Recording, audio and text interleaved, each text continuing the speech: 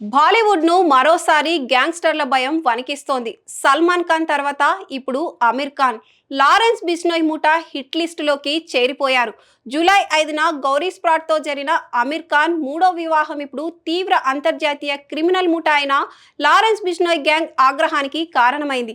అమీర్ ఖాన్ కు ఊపిరి ఆడకుండా చేస్తామంటూ బిష్నోయ్ ముఠాకు చెందిన అర్జు బిష్నోయ్, టైసన్ బిష్నోయ్ల పేరట సోషల్ మీడియాలో ఒక ఆడియో క్లిప్ పోస్టు తీవ్ర సంచలనం సృష్టిస్తున్నాయి.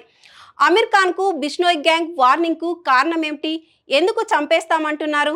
బాలీవుడ్ మిస్టర్ పర్ఫెక్ట్ అమీర్ ఖాన్ జీవితంలో మూడో పెళ్లి తెచ్చిన సంతోషం కొద్ది రోజులైనా గడవక ముందే ఆయన ప్రాణాలకే ముప్పు వచ్చి పడింది. సల్మాన్ ఖాన్ ను కొన్నేళ్లుగా టార్గెట్ చేస్తున్న లారెన్స్ బిష్నోయ్ గ్యాంగ్ కన్ను ఇప్పుడు అమీర్ ఖాన్ పై పడింది. గ్యాంగ్ స్టార్లు అర్జు బిష్నోయ్, టైసన్ బిష్నోయ్ల సోషల్ మీడియా వేదికగా అమీర్ ఖాన్ కు తీవ్ర స్థాయిలో డెడ్లీ వార్నింగ్ ఇచ్చారు.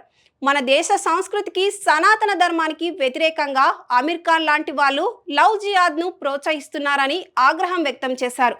మూడో పెళ్లిని లవ్ జిహాద్ గా అభివర్ణిస్తూ హెచ్చరికలు జారీ చేశారు.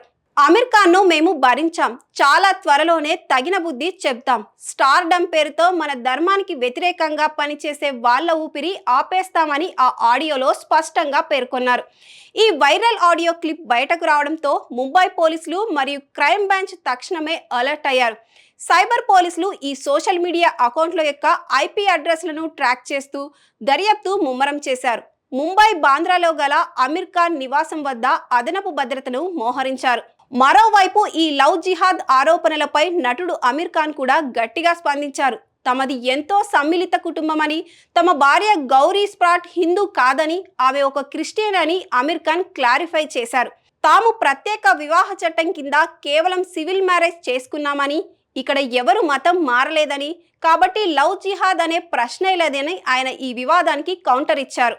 ఒకవైపు అమెరికా FBI ఆపరేషన్ ఆర్డ్బాల్ ద్వారా బిష్నోయ్ గ్యాంగ్ పై అంతర్జాతీయంగా ఉచ్చు బిగిస్తున్నా తాము దేనికి భయపడేది లేదనే సంకేతాన్ని ఇవ్వడానికి బిష్నోయ్ ముఠా ఇప్పుడు అమీర్ ఖాన్ ను టార్గెట్ చేస్తున్నట్లు దర్యాప్తు అధికారులు భావిస్తున్నారు.